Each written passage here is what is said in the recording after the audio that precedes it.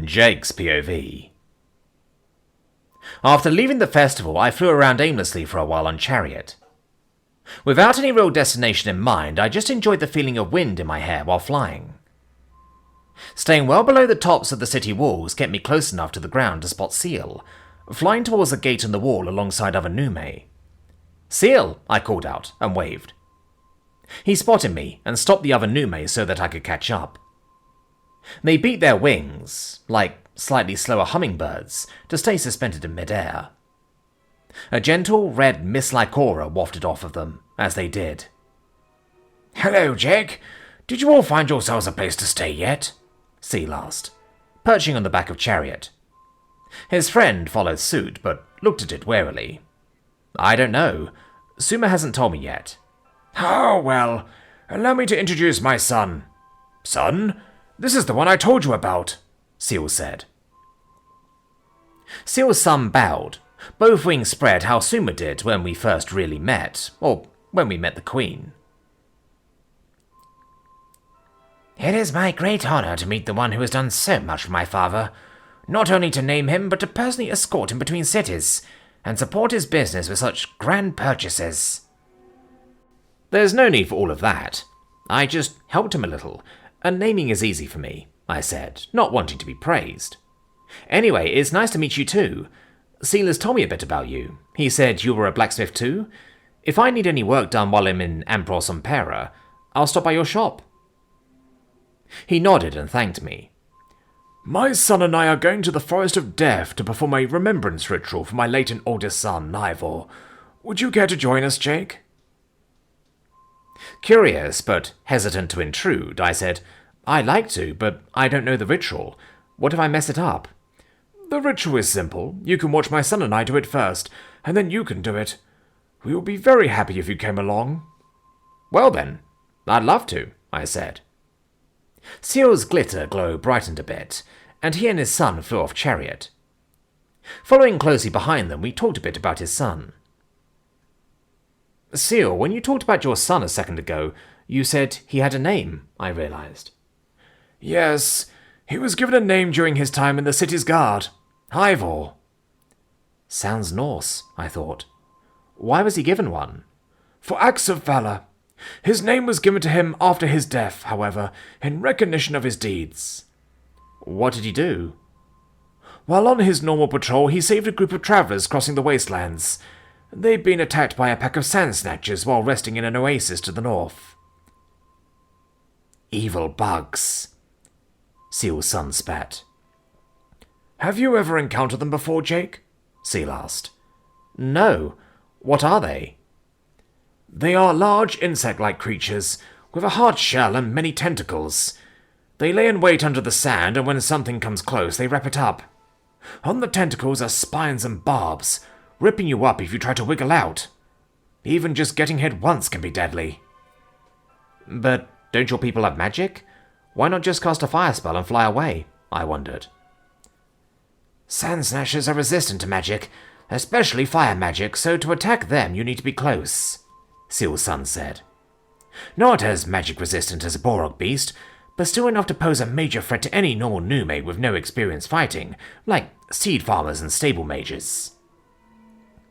"Ivor saw the attack and flew straight in to help, killing 6 of the bugs, and allowing most of the Nume to escape, but he died fighting," Ceil explained. He was clearly sad, but he didn't sound like his voice was breaking, or that he was on the verge of crying, or rather singing. No, instead it was a cold, quiet sadness that made his voice feel hollow, like something he'd come to terms with a long time ago, but still hurt to think about.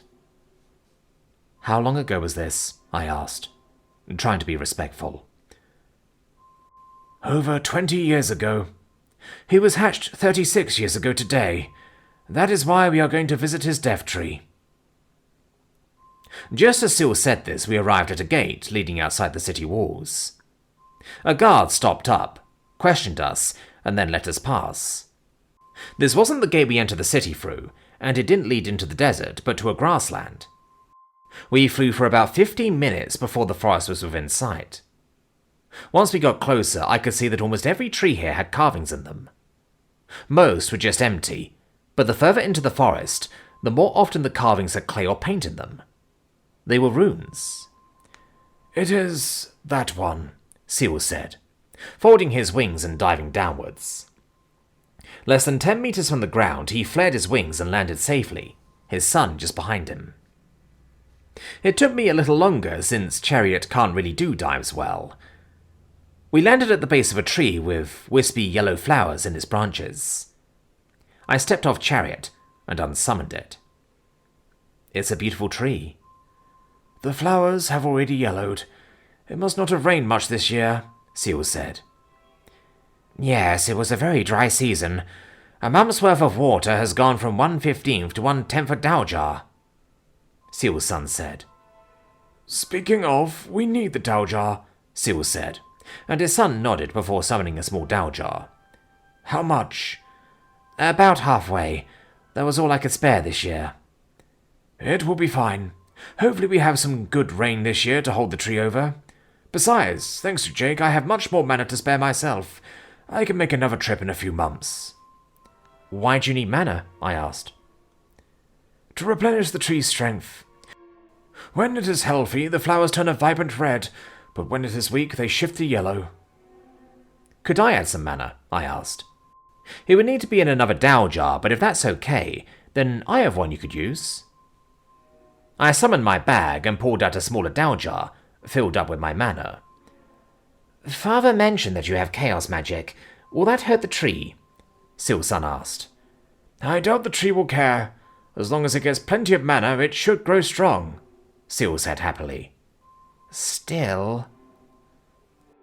"Don't worry. For some reason, plants seem to love my mana. Whenever I grow anything using it, it comes out better than using normal mana. Fruits taste sweeter, seeds grow faster, taller, and make more fruits." "Is your affinity for nature magic, then?" Ceil's son asked. "No, mine is inversion." "Well, it should be fine then, I suppose," he agreed. I set the dowjar from my bag in front of him, and he used a spell to pick both of them up and carry them to the base of the tree. Surrounding its base was a tangle of roots, woven together like a pie crust or a knitted sweater. Using magic, Ceil parted the vines, revealing an empty dowjar, with dozens of tiny web-like roots wrapped around it. His son placed the two dowjar inside the opening, and fluttered back to his father's side. "Okay, Jake, we are ready to begin the ritual. Please watch my son closely. After he has performed it, then I will, and then you," Ceil said. The ritual itself was simple and easy to do. It started with saying Ivor's name, then pulling a root from under the ground with a spell wrapping that root around the dowjar that was placed into the opening we made earlier. Once that was finished for all three of us, the two of them removed the roots from the old dowjar and offered it to me to replace the one I'd given them. I thanked them, filled it with mana, and put it into my bag. With that, Ceil closed the opening we made, and the ritual was finished.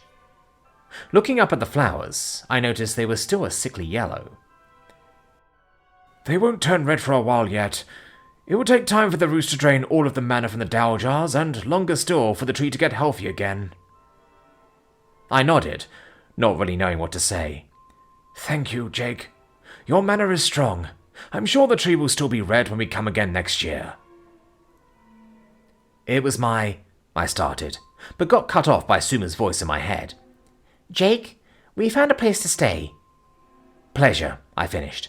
"Sorry. Suma is talking to me over our connection." Through the connection, I replied, "Okay, just give me a few minutes. I'm with Ceil at his son's grave." "Oh no! His son died before he arrived?" she said, horrified. "No, his late eldest son. I'll let you know when we are finished." "Oh, all right then. My apologies for the interruption." "Father," Ceil's son said, "I think I will stay for a little longer. You and Jake should go back to my home." "Are you sure? I could stay as well," Ceil offered. "There is no need for that. Suma is ready for me anyway, so I can't stay much longer.